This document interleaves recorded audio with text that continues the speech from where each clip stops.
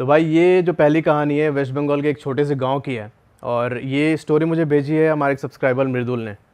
बहुत ही क्रिपी जिन हॉरर है जो एक मुस्लिम फैमिली के साथ ये पूरी वारदात हुई है जो मैं आपको बताने जा रहा हूँ। ठीक है, तो होता क्या है कि वेस्ट बंगाल के एक छोटे से गांव में एक मुस्लिम फैमिली रहती है। वो जो गांव का लेआउट एक बार समझना कि बीच में मुस्लिम फैमिली का घर है, उसके जस्ट बाजू में प्लेग्राउंड है एक।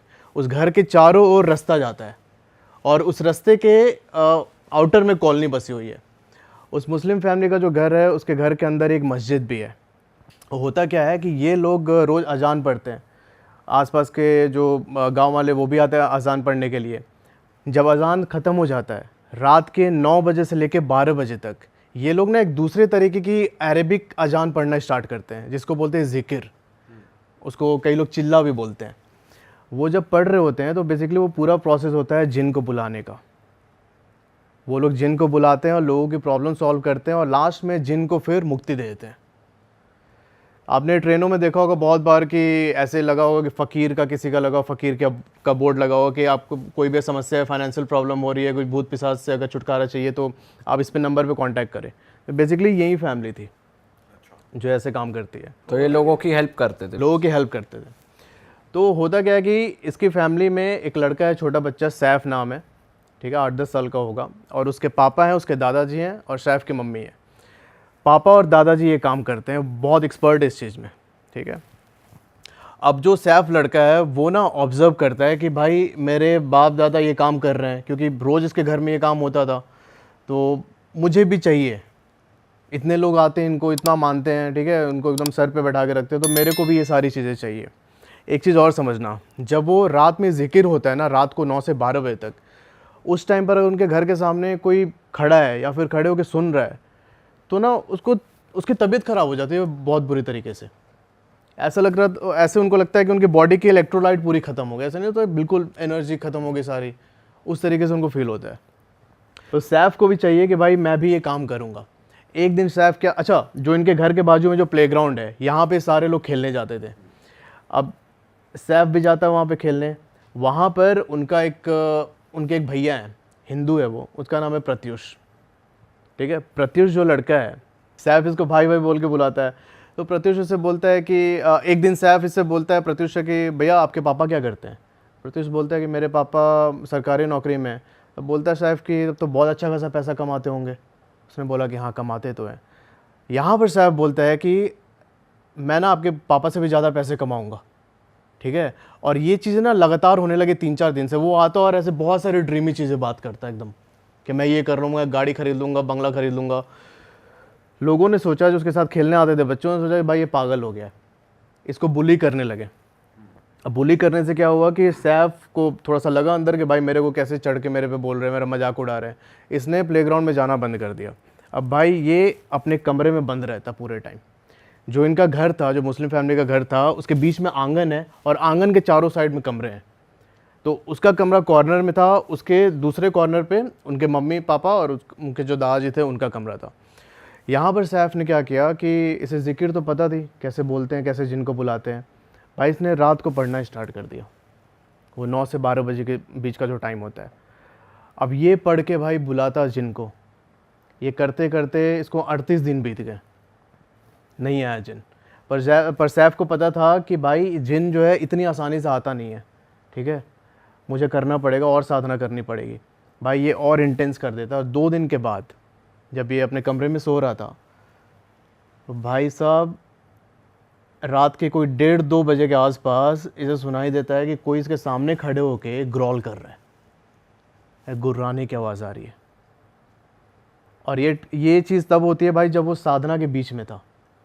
अच्छा, साधना करते करते उसको सुनाई देता है ग्रॉल कर रहा है, और ना जैसे उसने देखा इसे डर लगा, भाई ये उठ के बैठ गया। कुछ दिखा नहीं उसको? नहीं था वहाँ पे। अच्छा, वो था वहाँ पे, पर दिक्कत ये थी कि उसने जो उस दिन की साधना थी वो कंप्लीट नहीं की। भाई बीच में उठ के बैठ गया ये। अब जब ये बीच में उठ के बैठा भाई, तो वो सामने से एकदम इसको देख के घुर्रा रहा है जिन। थोड़ी देर तक ऐसे ही रहा, घुराते रहा, उससे आई कांटेक्ट होती है इसकी। उसके बाद सैफ सो जाता है। नेक्स्ट डे से उसके जो कॉलोनी के लोग थे उन्होंने देखना स्टार्ट किया कि भाई ये अकेले छत पे जाता है शाम को, और वहाँ पे ना ऐसे रैंडमली किसी घर के सामने ऐसे करता है, पॉइंट आउट करता है फिंगर। ठीक है, ऐसा लग रहा था कि बाजू में कोई खड़ा है उससे बात कर रहा है, उस तरीके से ये कम्युनिकेट करने लगा जिन से। यहाँ पर सैफ ने जिन को अपनी साधना से वश में कर लिया था। अब देखो भाई वो क्या करता है, उसको जब भी कुछ खाना होता उससे मंगाता, तो पैसे चाहिए वो उससे मंगाता, ला के देता सब कुछ। जब सैफ को कॉन्फिडेंट हो गया सैफ कि भाई ये जिन मेरे वश में है, मैं इसे कुछ भी करवा सकता हूँ, तब इसने फिर से प्लेग्राउंड में जाना स्टार्ट किया। प्लेग्राउंड में फिर से प्रत्युष मिलता है इसको। यहाँ पर सैफ जब पहुँचा बहुत दिनों बाद प्लेग्राउंड, तो ये एक बेंच पे बैठा हुआ था कॉर्नर में। प्रत्युष आता है इसके पास, बोलता है भाई क्या हो गया, तू आता नहीं आजकल खेलने, अपने ख्याली दुनिया से बाहर निकल आ भाई, मतलब इतना सही खेलते थे हम लोग। तो कुछ बोलता नहीं है भाई। ये ना अपना गर्दन ऐसे टेढ़ा करके सैफ, और भाई ऐसे बात कर रहा है किसी से। उसके बाजू में वो जिन था, उससे 10-15 सेकंड बात की। फिर ये प्रत्युष को पता है क्या बोलता है कि आप ना मेरे बड़े भैया को बहुत पसंद आ गए हैं। प्रत्युष बोलता है कि कौन सा बड़े भैया, भाई तू तो अकेले अपनी फैमिली में। बोला कि नहीं, मेरे एक बड़े भैया हैं और आज रात को आपसे वो मिलने आएंगे। भाई साहब ये बोल के सैफ वहाँ से घर आ गया वापस। उस रात जब प्रत्युष सो रहा है रात को 2-2:30 बजे के आसपास, भाई साहब इसके विंडो के पास से वहीं गुर्राने की आवाज़ आ रही है। ठीक है, इसकी बॉडी एकदम फ्रीज हो जाती है उस समय। आंख बस खुली है इसकी, ये थोड़ा सा आंख उठा के ऐसे सर उठा के देखता है कि कौन है, और जिन इसके सामने खड़ा है। सैफ ने बोला था कि मेरे बड़े भैया आएंगे, और जिन इसके सामने खड़ा था। अगले दिन प्रत्युष फिर से गया प्लेग्राउंड में। उस रात तो मतलब उसकी तबीयत बहुत ज़्यादा ख़राब हो गई। ठीक है, कैसे जैसे जैसे उसने मैनेज किया प्रत्युष ने। अगले दिन जब पहुंचा प्लेग्राउंड में, सैफ आता है, बोलता है कि भैया आप मेरे बड़े भैया आए थे ना आपसे मिलने। बोलते कौन से बड़े भैया? नहीं, रात को जो आए थे ना आपसे मिलने कल, वही है मेरे बड़े भैया। इसकी फट लेती है भाई बहुत बुरी तरीके से। उसके बाद से अगले 6-7 दिनों तक ये आया नहीं, मतलब प्लेग्राउंड में जाना ही बंद कर दिया प्रत्युष ने। इसकी मतलब तबीयत ख़राब रहने लगी बहुत बुरी तरीके से। अब इसके बाद सैफ क्या करता है कि इसने सोचा कि अब मेरे को प्रूव करना है लोगों को कि मैं भी उनके प्रॉब्लम सॉल्व कर सकता हूँ। उनको कोई फाइनेंशियल प्रॉब्लम है, कोई रोग है, तो मैं भी जिन से ठीक करवा सकता हूँ। यहाँ पर इसने डिसाइड किया कि पर यह होगा कैसे, ऐसे तो इसके बाप है, दादा है, ठीक है, कोई इसके पास क्यों आएगा। तो इसने सोचा कि भाई मेरे को प्रूव करना है। तो इसने पता है क्या प्लान बनाया कि भाई मैं इस जिन से अपने दादाजी को परेशान करवाऊँगा, और जब वो बिल्कुल आखिरी स्टेज में चले जाएंगे, मतलब कुछ भी हल नहीं निकल रहा है, तब मैं जिन को ऐसे मतलब सबके सामने बोलूँगा कि भाई ठीक कर दादाजी को। तो ये ठीक करेगा और लोग मेरे को मानने लगेंगे। पर ये सैफ का प्लान भाई बुरी तरीके से फेल होता है। इसने जिन को छोड़ तो दिया दादाजी के ऊपर। अब दादाजी के ऊपर जब छोड़ा तो जिन उनको बहुत परेशान करने लगा। ठीक है, उनकी तबीयत एकदम बेकार होने लगी दादाजी की।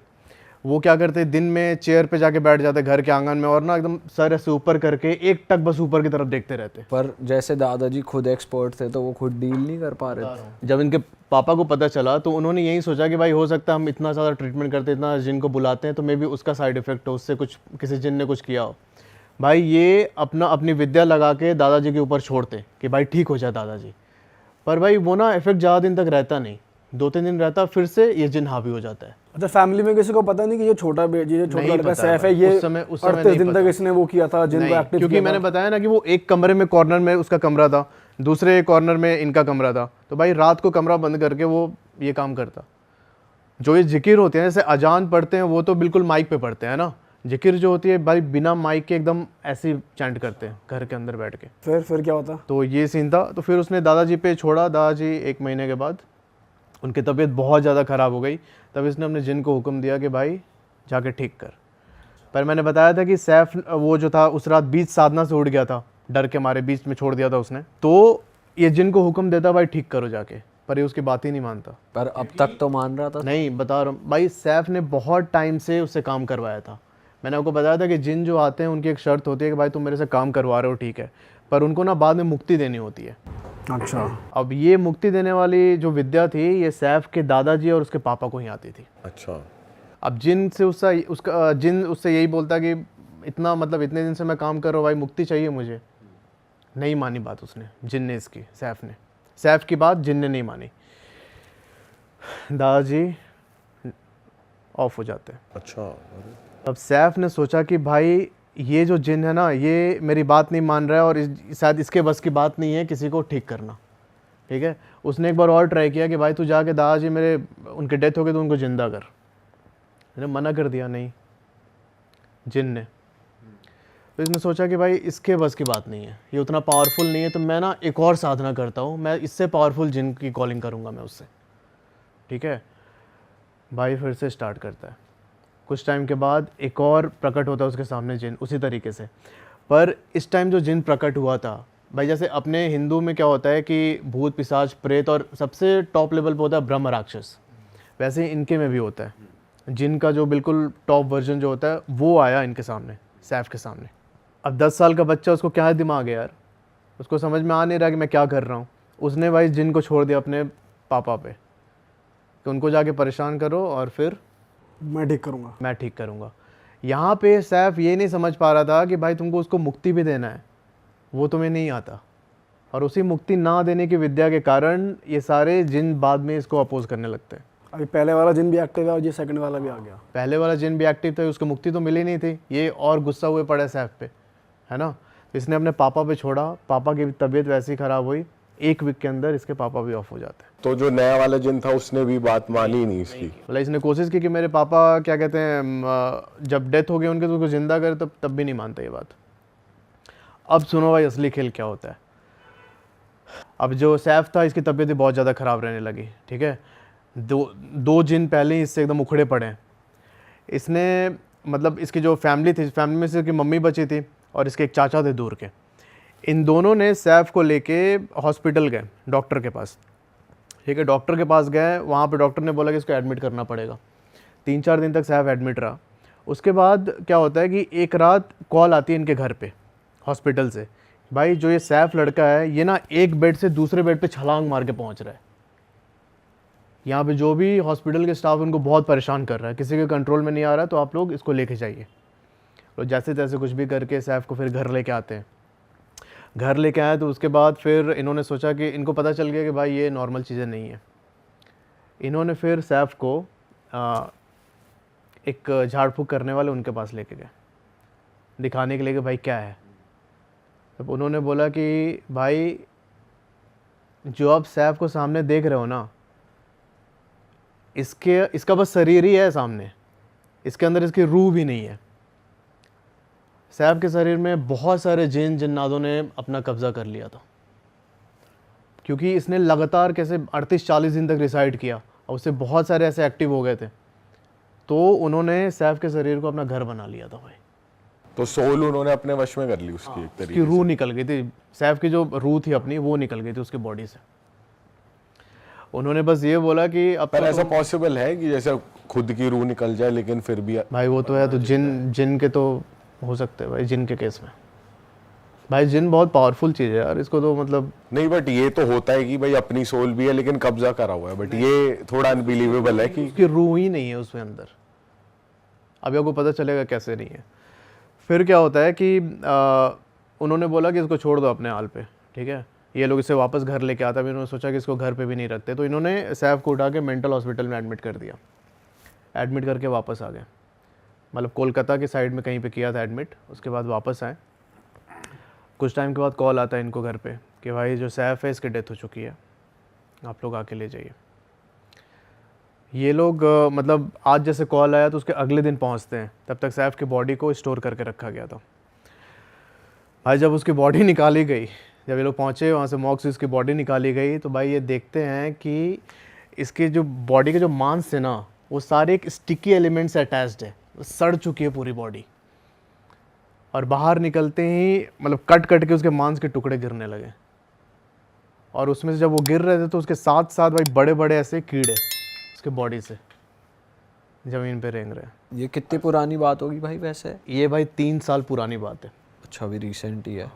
अच्छा, जब ये लोग दिखाने ले गए थे सैफ को उस मौलवी के पास कि भाई ठीक कर दो, तो उसने जब बोला था कि भाई 10-15 जिन्होंने अंदर कैप्चर करके रखा हुआ है, अगर मैं इसको ठीक करूँगा तो भाई सैफ को इतनी पीड़ा होगी जैसे उसके बॉडी पार्ट को, एक एक बॉडी पार्ट को काट रहे हैं, वो झेल नहीं पाएगा। अगर मैं जिन को इसके बॉडी से निकालने की कोशिश करूँगा तो भाई इतना दर्द होगा उसे, जैसे किसी ने हाथ काट दिया, किसी ने पैर काट दिया। तो भाई अब सैफ तो चला गया, उसकी फैमिली भी पूरी बर्बाद। अब उसकी मम्मी है सिर्फ वहाँ पे यार, ये थी मतलब। हाँ जिन पोजीशन भाई ऐसी चीज़ है, अगर प्रॉपर विद्या नहीं आती A to Z ऊपर से नीचे तक सब कुछ। और भाई छोटा बच्चा कर रहा है ये तो और भी गलत चीज़ है कि छोटा बच्चा ये चीज़ें कर रहा है और अपने ही दादा और पापा पे छोड़ रहा है। और कोई है भाई? नेक्स्ट स्टोरी पे चलते हैं भाई। कुछ ऐसा बताओ जो आपको किसी ट्रैवल के दौरान पता चला हो या किसी फैमिली ने बताया हो, लोकल फैमिली ने कुछ। हाँ भाई, ट्रैवल का एक मेरे पास कैब ड्राइवर ने भेजी थी मुझे कहानी। अच्छा। अभी मैं आपको ट्रैवल का ये बता रहा हूँ, इसके बाद मैं आपको 2-3 स्टोरी और सुनाऊंगा जिसमें मतलब जो प्रॉपर वेरीफाइबल है, और वो ऐसी स्टोरीज हैं जो कि पास्ट में कुछ इवेंट्स हुए हैं, कुछ ऐसी डेडली अपनी नेशनल ट्रेजेडी हुई है उससे रिलेटेड है, तो आपको बहुत मज़ा भी आने वाला है। फ़िलहाल जो मैं ट्रैवल की कहानी बता रहा हूँ, ये एक मुझे कैब ड्राइवर ने भेजी थी। इनका नाम है विजय पाल, ठीक है। अच्छा, ये रहने वाले हैं चंडीगढ़ के।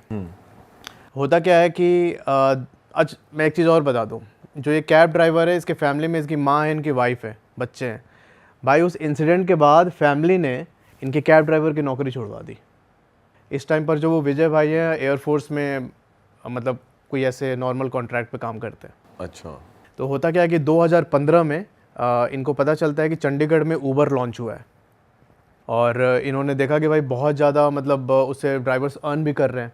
तो उस समय तक एक प्राइवेट कंपनी में प्राइवेट टैक्सी ओनर के अंडर काम करते थे। तो इन्होंने सोचा कि भाई चंडीगढ़ में वहीं पे जाके अपना ऊबर चलाएंगे। इन्होंने सुना था कि बहुत ज़्यादा लोग मतलब ड्राइवर्स को बहुत प्रॉफिट हो रहा है, बहुत राइड्स फ्रिक्वेंटली मिल जाती है। भाई ये पहुंच जाते हैं चंडीगढ़। वहाँ पर 1 साल इन्होंने दबा के चलाया ऊबर, अच्छा पैसा कमाया। पर 1 साल के बाद फिर से मार्केट में कंपटीशन वो सब आता है, ठीक है। ऊबर ने अपना चार्ज बढ़ा दिया और इनको मतलब सवारी मिलनी बंद हो गई, मतलब बहुत ज़्यादा नहीं मिलती थी, उतना प्रॉफिट नहीं होता था। तब इन्होंने सोचा कि भाई अब मैं अपनी कार निकलवाऊँगा, ठीक है, और ऐसे प्राइवेट बुकिंग्स जब मतलब फ्री टाइम होगा तो ऊबर चलाऊँगा, ऐसे नॉर्मल प्राइवेट बुकिंग्स में चलूँगा। तो इसी दौरान क्या होता है कि एक दिन इनको एक बुकिंग आती है इनकी कार में। उस पैसेंजर को जाना था चंडीगढ़ से धर्मशाला। दोपहर के 1 बजे ये लोग अपनी ड्राइव स्टार्ट करते हैं, ठीक है। अच्छा, एक चीज़ और देखना कि चंडीगढ़ से धर्मशाला जाने के बीच में एक अम्ब रोड पड़ता है, 5-6 किलोमीटर का स्ट्रेच है हिमाचल का। तो जब ये लोग शाम के टाइम अम्ब रोड पहुँचे 5-6 बजे के आसपास, तो जो अंदर पैसेंजर बैठा था उसने बोला कि भाई रात को अवॉइड करना इधर से, मतलब वापस आने के समय ये रोड अवॉइड करना रात को अकेले। तो पूछते हैं विजय भाई कि क्या कोई दिक्कत है क्या सर, मतलब इस रोड पे क्या प्रॉब्लम है। तो उन्होंने बोला कि यहाँ पे मतलब मेरे रिलेटिव रहते हैं, उन्होंने कुछ बताया इस रोड की कहानी।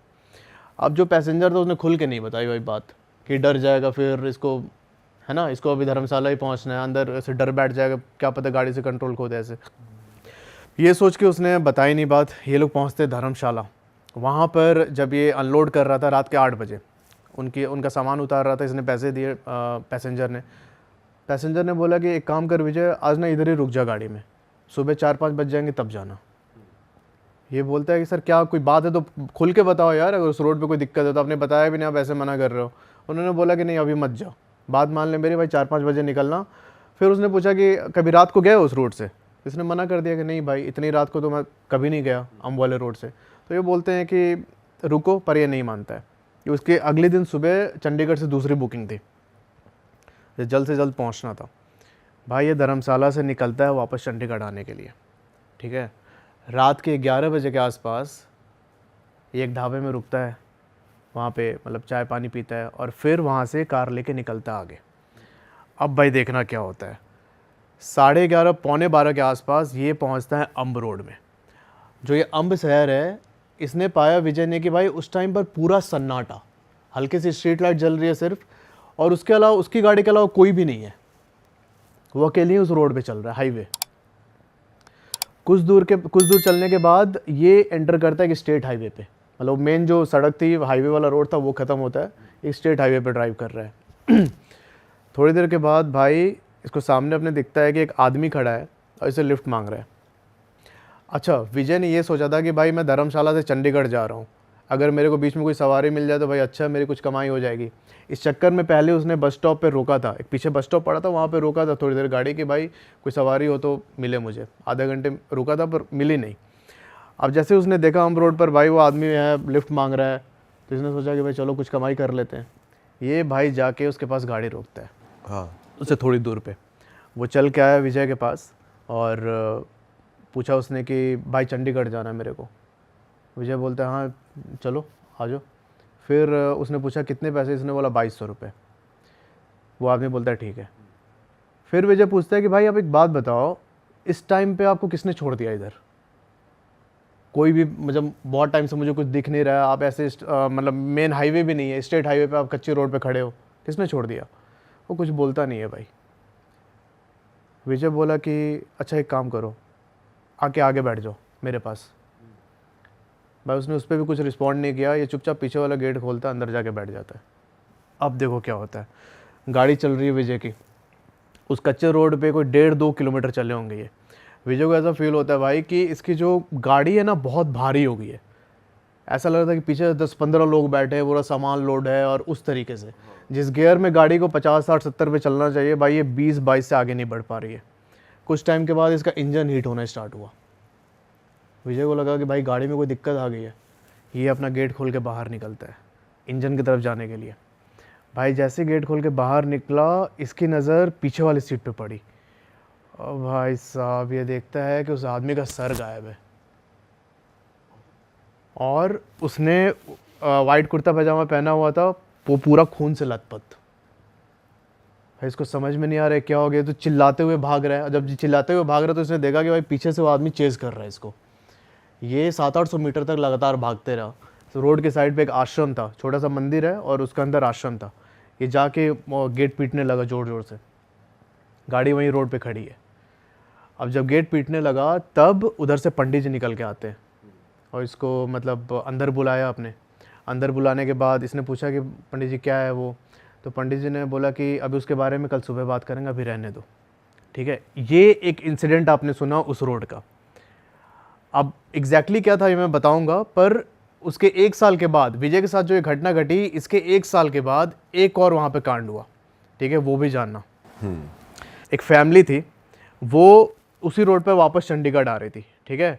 उस फैमिली का नाम भी ले लेता हूँ। विजय ने बोला कि ले सकते हो नाम, कोई दिक्कत नहीं है। जो ड्राइव कर रहा है उसका नाम है जगतार, उसकी बीवी है अंजू, उसके 3 बच्चे, ठीक है। बीवी पीछे बैठी हुई है, एक बच्चा आगे बैठा है, जगतार ड्राइव कर रहा है, बाकी 2 बच्चे पीछे।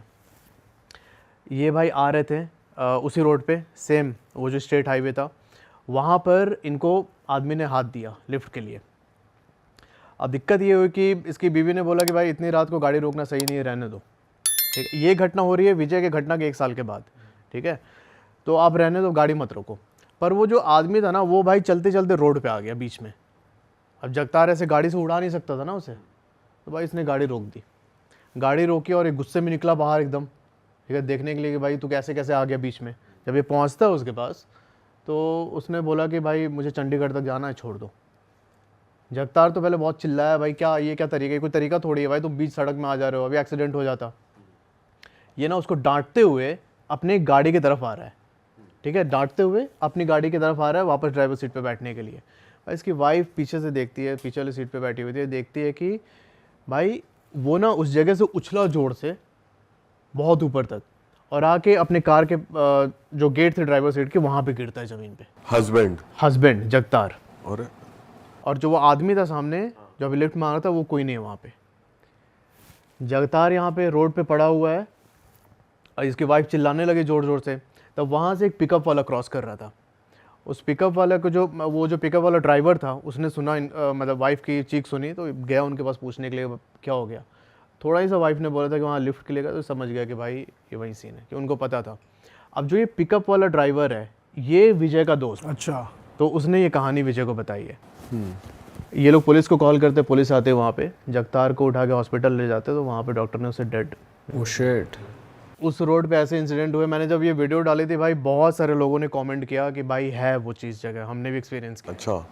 तो हुआ क्या था, पंडित जी अगले दिन सुबह जगतार को लेके आए, सॉरी विजय को लेके आए गाड़ी पे उसकी, और गाड़ी स्टार्ट किया, नॉर्मल हो गई गाड़ी स्टार्ट, कोई दिक्कत नहीं हुई।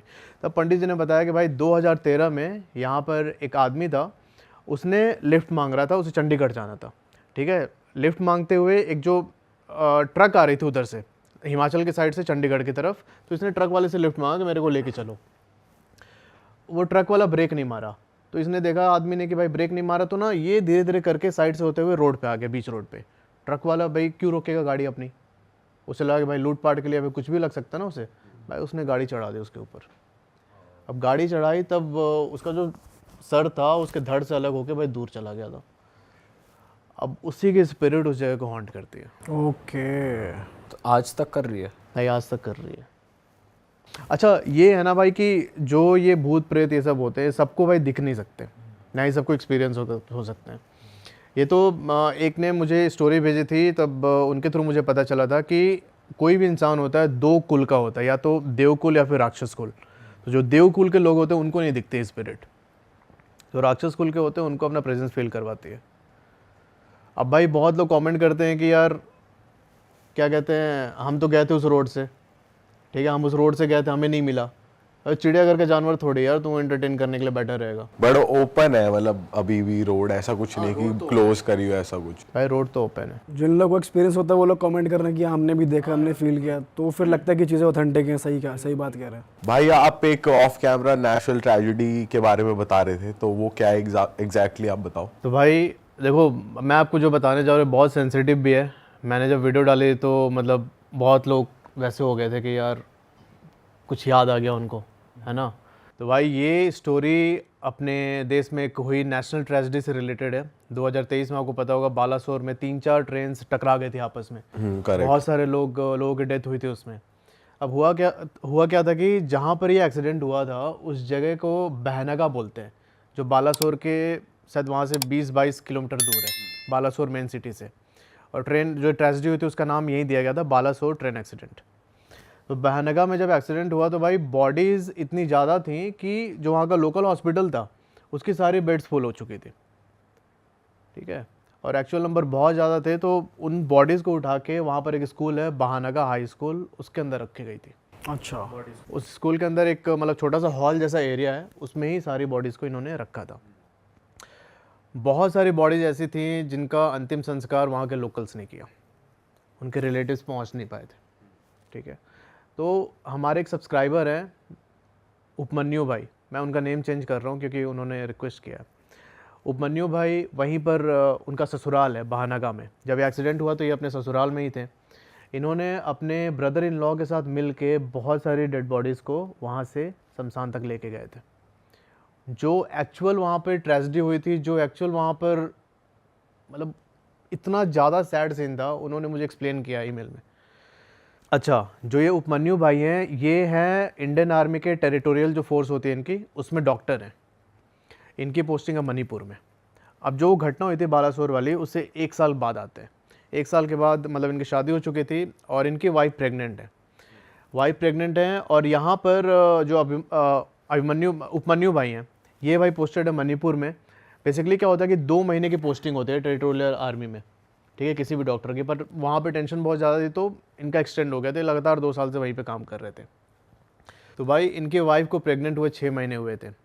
इन्होंने बोला था कि तुम अपने मम्मी के पास ही चले जाओ, वहाँ पे तुम्हारा केयर कर लेंगे वो लोग अच्छे से।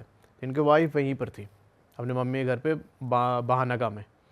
तो होता क्या है कि भाई 6 महीने प्रेग्नेंट थी और एक रात मतलब ये उपमन्यु के साथ कॉल पे थी तो बोलती है कि यार मेरे को मंचूरियन खाने का मन कर रहा है। अब ऐसा होता है ना कि मतलब प्रेगनेंसी में क्रेविंग्स और मूड स्विंग्स, तो इनको मंचूरियन खाने का मन कर रहा है। तो इन्होंने बोला कि एक काम करो, अभी रहने दो, बहुत रात हो रही है, कल मैं जो सानू है इनके वाइफ का भाई, उससे मैं भिजवा दूंगा, खा लेना।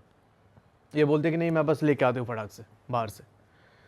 भाई उपमन्यु की वाइफ उस रात 12:30-1 बजे के आसपास बाहर निकल गई। कोई रोड साइड वेंडर था, वहाँ से गई, अपना मंचूरियन पैक करा के लेके आई। पर अब जब वो घर पहुँचे ना भाई, सब सीन चेंज हो चुका था एकदम। ये उसके अगले दिन से ही बहुत चिड़चिड़ी रहने लगी। खाना कभी कभी बनाती किचन में जाके तो भाई वो उबल रहा है, चाय उबल रहा है, वो पूरा गिर रहा है इनका ऊपर से, वो जो सॉसपेन होता है, कोई ध्यान नहीं है, सामने देख रही है एकदम। सब्जी बना रही है, चावल बना रही है तो एकदम बहुत ज़्यादा बना दे रही है। और बात ये थी कि भाई वो सारी चीज़ें वो खा भी रही थी, मतलब इनका इतना है ना खाने का, भाई इतना खा रही थी। अच्छा। इनका मूड भी बहुत मतलब मूड स्विंग्स हो रहे थे, बहुत ज़्यादा चिड़चिड़ी रहने लगी, गुस्सा आने लगा बहुत ज़्यादा इनको। अब यहाँ होता क्या है कि जो उनके मम्मी पापा थे उन्होंने सोचा कि भाई ये प्रेगनेंसी में इनका मूड स्विंग हो रहा है, उसकी वजह से, कुछ हार्मोनल इश्यूज़ की वजह से। तो फैज़ान जब 8 या 9 साल के थे, ये बात है अराउंड 1990s की है, अराउंड 8-9 साल के थे, वो अपने बड़े भाई के साथ और भाई बहनों के साथ गए थे अपने मामा के घर। उनके मामा का था कोलू। कोलू आप जानते क्या होता है? नहीं, कोलू क्या होता है? वो होता है जहाँ पे गुड़ बनाया जाता है ना, गन्ने गुड़ वगैरह। हाँ हाँ हाँ हाँ। Sugar mill. हाँ, एक तरीके से, बट वो छोटे फॉर्म में। तो उनका कोलू था, तो कोलू पे गए हुए थे वो लोग, उधर खेलते थे, कूदने का बहुत अच्छा स्पेस था। फैज़ान की बहन ने बोला कि फैज़ान आप जाओ अपने बड़े भाई के साथ, बर्तन वगैरह ले आओ घर के पास में, घर से हम यहीं पे खाना बना लेंगे, यहीं खा लेंगे। तो ठीक है, वो और उनके बड़े भाई निकले। अब घर जाने के 2 रास्ते थे, एक लॉन्ग कट, एक शॉर्टकट। शॉर्टकट जो था वो था शमशान घाट के पास से जाता हुआ, कि शमशान घाट है, नदी है, फिर वो रोड है। तो वो रोड पे जा रहे हैं, उन्होंने देखा नीचे 3 औरतें ना कुछ खोद रही हैं। उन्होंने अपने बड़े भाई को बोला कि देखो कोई कुछ खोद रहा है, कोई कुछ खोद रहा है। उनके बड़े भाई ने इग्नोर किया, उन्होंने तू भी इग्नोर कर, चल चल चल। वो खड़े हो घूरने लग गए।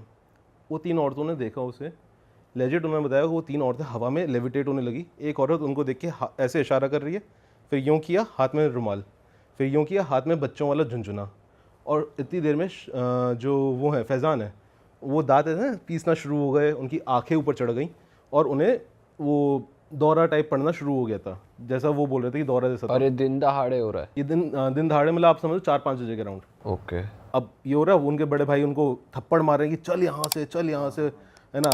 कुछ लोग आ रहे थे, उन लोगों ने मिलकर उनको उनके घर छोड़ा। अब जब फैज़ान को होश आता है तो फैज़ान वाज लाइक कि क्या हुआ था? कहते कुछ नहीं, तेरे को दिमागी बुखार चढ़ा था। वहाँ पे बात दबा दी।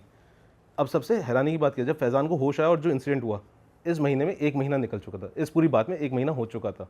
मतलब वो 1 महीना बेहोश था? पिछले 1 महीने में हो क्या रहा था कि वो उठते थे, अपने माँ बाप से गाली गलौज करते थे, उल्टा सीधा बोलते थे, है ना। उनके घर वाले, क्योंकि they comes from Muslim background, वो आयतें पढ़ते थे तो शांत हो जाते थे, बट कुछ ना कुछ घर में तबाही कर देते थे। तो टेबल पे चढ़ के कुछ फेंक रहे हैं, कुछ कर रहे हैं, बांध के रखना पड़ रहा था। अच्छा। उनको ये कुछ नहीं बताया कि बच्चा तैयार, बच्चे को बताएंगे कि भाई तेरे साथ ऐसा ऐसा हुआ है, तो वो बच्चे की साइकी पे एक अलग वो आएगा। तो उसको एक दिन उसके फादर ने बोला कि तुम ऐसा करो, जाओ, बट तुम उस वाले रास्ते से नहीं जाओगे अब कभी भी। तो ठीक है, वो दूसरे रास्ते से जा रहे थे कहीं, तो एक मौलवी मिले कि बेटा तू ठीक हो गया? कहते हैं हाँ, मुझे क्या हुआ था? कि बेटा तेरे ऊपर कुछ आया था। मौलवी ने सारी चीज़ें बता दी कि तेरे साथ ऐसा ऐसा हुआ था, तेरे साथ ऐसा ऐसा चला था। अब वो घर आके उसने अपने पिताजी से पूछा, तो उन्होंने बोला कि हाँ बेटा तुम ऐसा ऐसा हुआ था। अब आपको लग रहा हो सब शांत हो गया। ये शुरुआत हुई उनके पूरी फैमिली के साथ। अब शुरुआत यहाँ से कैसे हुई? यहाँ से वो जब बड़े होते गए, उन्हें हमेशा लगता था कोई ना कोई आसपास उनके है। यहाँ वो आज के टाइम पे साइंटिस्ट हैं, कैंसर के ऊपर उनकी रिसर्च चल रही है। तो उन्होंने मेरे को बताया कि वो जब इलाहाबाद गए पढ़ने, जहाँ पे उनका हॉस्टल था, सामने ही जंगल था। उनको देख रहा है रात को कोई अंधेरे में उन्हें खड़े होकर देख रहा है जंगल में से, और रोने की आवाज़ें आ रही भयानक। उन्होंने मेरे रूममेट को बुलाया, उनका रूममेट पहाड़ी, उसने दे दी गालियाँ कि भाई हमारे गालियाँ दे के करते हैं। वो चीज़ रूममेट पे हावी हो गई।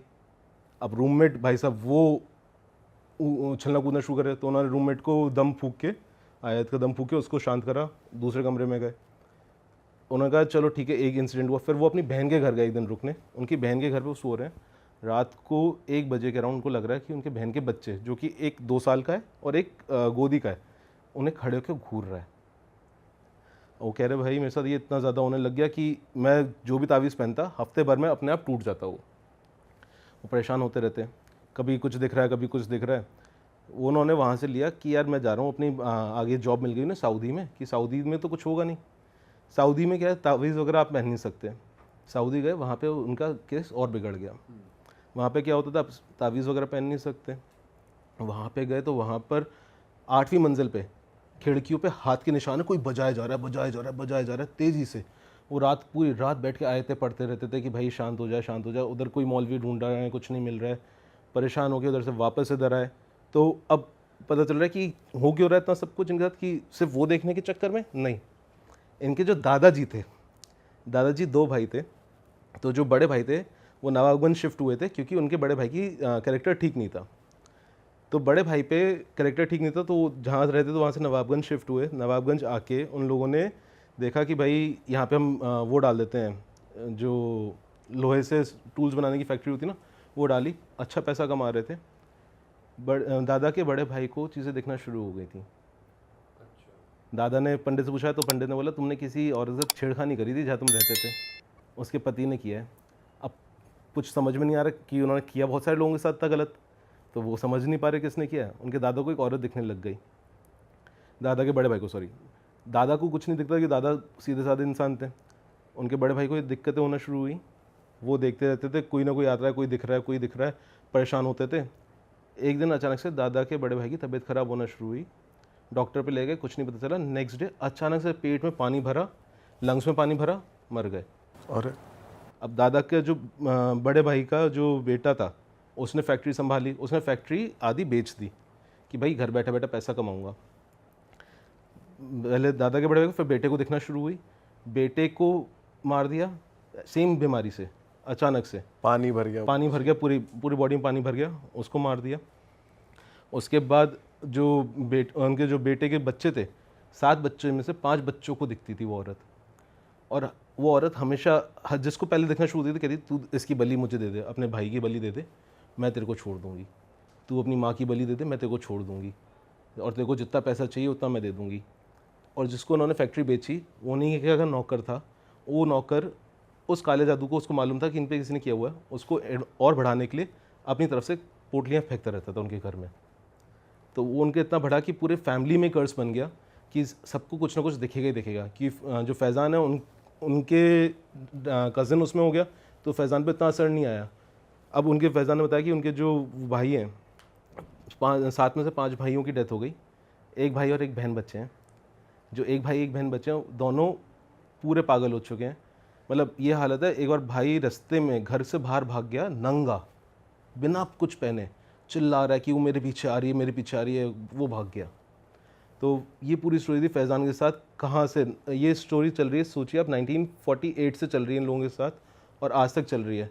अब फैज़ान के साथ सीन ये हो गया, वो कोई भी कुछ पहनता है, तावीज़ पहनता है, उसी समय उसके 1 हफ्ते में टूट जाता है। बट फैजान कौन सी फैमिली से था? दादा के बड़े भाई, दादा साइड से, दादा के बड़े भाई जो खुद मरे थे वही, या उनके छोटे भाई के साइड से दादा तो के। अब इनकी फैमिली पे भी आने लगा ये? इनकी फैमिली में सिर्फ फैज़ान पे आता है कि फैज़ान थोड़ा हल्के, उनके ब्लड उनका वैसा हल्का, जैसे कहते हैं ना कि गोत्र हल्के, तो उनके ऊपर जल्दी हावी होता है। अच्छा। तो उनके ऊपर अभी से हावी होना शुरू हो चुका है। उनको दिखता है, उनकी वाइफ को भी दिखता है, उनकी बच्ची को भी दिख जाता है कई बार कि कोई देख रहा है कोई बस, देख रहा है, और इसका कोई तोड़ नहीं है। कोई तोड़ नहीं है, क्योंकि बहुत चीज़ पुरानी हो गई और ये आई हुई कहीं और से है। ये लोग नवाबगंज जब शिफ्ट हुए तब इनके ऊपर आई और अच्छे से। और जो बचपन में हुआ था उसका इससे कोई लिंक नहीं है, वो ठीक हो चुका है? वो नहीं, उनको वो भी उनका चल ही रहा है साथ ही साथ में। उनको अभी भी वो 3 औरतें दिखती रहती हैं हर जगह। उन्हें बचपन की वो 3 औरतें दिखती हैं, और जो उनके घर में जो दादा के बड़े भाई वाली थी वो औरत अलग से वो भी दिखती है। टोटल 4 दिख रहे हैं। टोटल 4 दिखते रहते हैं। वो सिर्फ तावीज़ बांध के रहते हैं अपने हमेशा, और बहुत पाक किस्म के इंसान हैं, लाइक 5 टाइम की नमाज सब कुछ करते हैं। पर उनको हमेशा कुछ ना कुछ जहाँ जाते हैं, आप सोचो दुबई गए, यूएई गए, अभी वो कहीं पे भी जाते हैं और कुछ अच्छा करने वाले होते हैं ना, सब खराब हो जाता है उनका। मतलब उनको लाइक जो वो कहते हैं भाई मैंने कैंसर के ऊपर उनका रिसर्च पेपर बहुत हिट हुआ, बट उसके हिसाब से जो मॉनिटरी का फ़ायदा होना था कुछ नहीं मिल रहा उन्हें, कहते सब रुक गया मेरा। और इज़ लाइक उन्होंने मेरे पास आया था कि आज तक भाई आप कुछ बताओ कि कुछ कर सकते हैं क्या।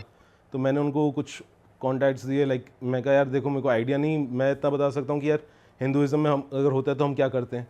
मैं कहा अगर आपको वो चीज़ गवारा हो तो आप कर लो, है ना। मेरे को मुस्लिम्स वालों को मालूम नहीं, बट जब पता चला कि ये जनरेशन से चलती हुई आ रही है, दादा के बड़े भाई से लेके उनके कज़न बड़े भाई को, फिर उनको सबको दिखते रहते हैं, तो सब यही इन सबके साथ प्रॉब्लम चलती रहती है। और इनकी किस्मत ऐसी है, जो फैज़ान के बड़े भाई हैं ये दिल्ली आए जॉब करने। दिल्ली का जिस एरिया में काफ़ी अच्छा एरिया है, उधर उनको 9,000 रुपये में एक बढ़िया 1 BHK मिल गया 4th फ्लोर पे। मतलब छत पे एक कमरा बना के रख देते ना, कि सबसे सस्ता वाला जो होता है वो मिला। तो फैज़ान उस समय सऊदी जाने की तैयारी कर रहे थे, तो मेडिकल होता था, तो उनके दोस्त का, वो भी मुस्लिम थे जो फैज़ान के दोस्त थे, उन दोनों का मेडिकल था। फैज़ान का क्लियर हो गया था, उनके दोस्त का नहीं हुआ। तो फैज़ान के बड़े भाई ने कहा तू ऐसा कर दोस्त से कि तू हमारे घर रुक जा, हम लोग, मैं और मेरी वाइफ जा रहे हैं घर पे, नवाबगंज जा रहे हैं, तू रुक ले, तेरा 1-2 दिन का काम है, हम तेरे को घर भी मिल जाएगा, सब कर लियो। कहते ठीक है। अब फैज़ान के दोस्त उनके घर रुके ना बड़े भाई के, रात को एक औरत उनकी छाती पर चढ़ी हुई दिखी उन्हें, है ना। वो उन्होंने आयतें पढ़ी तो वो औरत गायब हुई, खिड़कियाँ बजना शुरू। नेक्स्ट डे जब वो पूरे दिन काम वाम करके आए, रात को लेटे, सेम फिर से वही औरत दिखी, अब इस बार उनका गला पकड़ी हुई है। ओ भाई साहब परेशान हुए। रात को उन्होंने 2019 की बात है ये, उन्होंने रात को 2-2:30 बजे फ़ोन किया फैज़ान के बड़े भाई को कि आपके घर में कुछ है। तो उनके बड़े भाई ने कहा मेरे को तो कभी कुछ फील नहीं हुआ, है ना। तो उनकी वाइफ जो थी, फैज़ान के बड़े भाई की वाइफ, मतलब फैज़ान की भाभी, वो कहती है नहीं मेरे को कई बार फील हुआ है बट मैंने कभी ध्यान नहीं दिया। अब उनके दोस्त ने नेक्स्ट डे सुबह होते ही चाबी जैसे तैसे करके उनके पास पहुँचवा दी कि मैं जा रहा हूँ, मैं तो नहीं रुक सकता।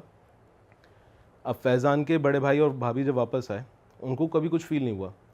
उनकी एनिवर्सरी आई थी, उनकी एनिवर्सरी थी तो उस दिन वो लोग तैयार व्यार होके सोचा सेलिब्रेट करने जाते हैं, हस्बैंड वाइफ हैं, सेलिब्रेट करने गए। सेलिब्रेट करके वापस आए, रात को वाइफ अचानक से 1:30-2 बजे के अराउंड चिल्लाना शुरू पूरी ताकत से। वो उसको उठा रहे हैं कि भाई क्या हो गया, क्या हो गया, क्या हो गया, तू क्यों इतनी चिल्ला रही है, क्यों, क्या हो गया। वो उनके हस्बैंड को, फैज़ान के बड़े भाई को देख के माँ बहन की गालियाँ देना शुरू, तू ये करेगा, तू लेके जाएगा, तू उसको बचाएगा, तेरी माँ, मतलब पूरी जितना आप गंदी से गंदी भाषा समझ सकते हो ना, सब दे रहे हैं। उनकी बॉडी के अंदर आ गए वो। वो चीज़ उनकी बॉडी के अंदर आ गई। अब फैज़ान के बड़े भाई परेशान हो गए, यार कभी ऐसा हुआ नहीं। उनको मालूम था फैज़ान के साथ दिक्कत है बट उनके साथ कभी हुआ ही नहीं था कुछ ऐसा। अब वो परेशान हुए, उन्होंने सोचा कि यार पहले मेडिकल दिखाता हूँ। उनको लेके गए एम्स। 1 महीना उधर ट्रीटमेंट चला। वो 60 किलो से 40 किलोज़ पे आ गई 1 महीने के अंदर। बॉडी पूरी ख़त्म हो रही है।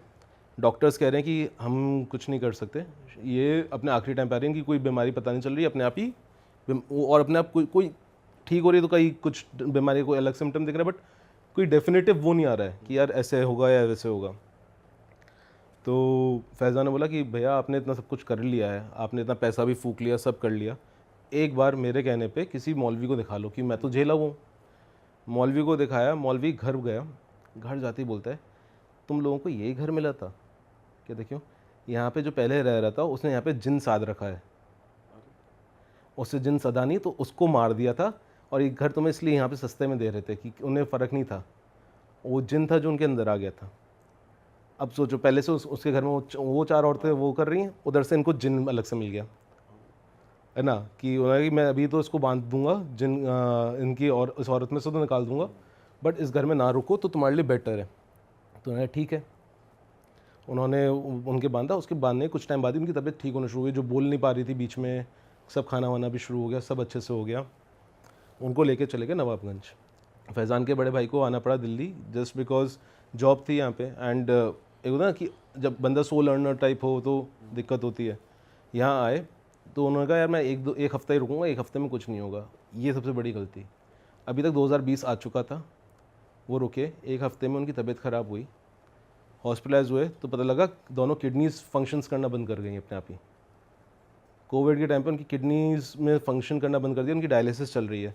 2000 अब डायलिसिस के टाइम नॉर्मली डायलिसिस में होता है बंदा पेन में होता है, उसकी मतलब चेहरा उतर जाता है। फैज़ान के बड़े भाई हंसते थे, आप मानो जब उन्होंने बोला कि वो हंसते रहते थे डॉक्टर को देख के, तुम्हारी दवाइयाँ कुछ नहीं कर पाएंगी, तुम कुछ भी कर लो। उनको देखते रहते थे कि और हंसता रहता था कि इसको तो मैं लेके जाऊंगा, तुमने उसको बचा लिया ना लड़की को, तो मैं इसको ले जाऊंगा। तो ये जिन ही बोल रहा है अंदर हाँ, से? वो जिन अंदर से बोल रहा और बहुत ही तीखी सी भारी सी आवाज़ होती ना एक, कि मैं इसको लेके ही जाऊंगा, उसको तो तूने बचा लिया, है ना। अब उन्होंने वापस मौलवी को पकड़ने की कोशिश करी, मौलवी ने दोनों हाथ दोनों पैरों पे बांधा। हॉस्पिटल के अंदर उन्होंने बताया कि आस्तिक भाई हाथों पैरों पे बांधा, अपने आप टूट रहे हैं सारी चीज़ें। हम लोग परेशान हो रहे हैं कि क्या हो क्या रहा है। बहुत सारे लोगों पे गए, यूपी में अलग अलग जगहों पे लेके गए, सब किया, डायलिसिस चल रही है, बॉडी तो वीक हो ही रही है। वो पूरे टाइम हंसते रहे। 2021 में आके उनकी डेथ हो गई और वो लेके चला गया, तो कोई भी मौलवी कुछ नहीं कर पाया। अब आप सोचो वो कितना भारी जिन होगा, जिसने साधने की कोशिश करी उसको तो मार ही चुका था। उनके ऊपर तो लकीली कि उस समय ज़्यादा कर नहीं पाया उनकी वाइफ पे, बट उस पर आते ही टूट पड़ा। 1 हफ्ते के अंदर ये हालत कर दी थी। तो जब उन्होंने मेरे को बताया वो खुद रो गए थे बेचारे। मेरे पास रिकॉर्डिंग है, अगर आप लोगों को चाहिए हो ना तो मैं उनकी रिकॉर्डिंग्स भी आपको शेयर कर दूँ, जस्ट ताकि जनता को मालूम पड़ जाए कि कितना रियल फैक्ट्स पे चल रहे हैं अपन।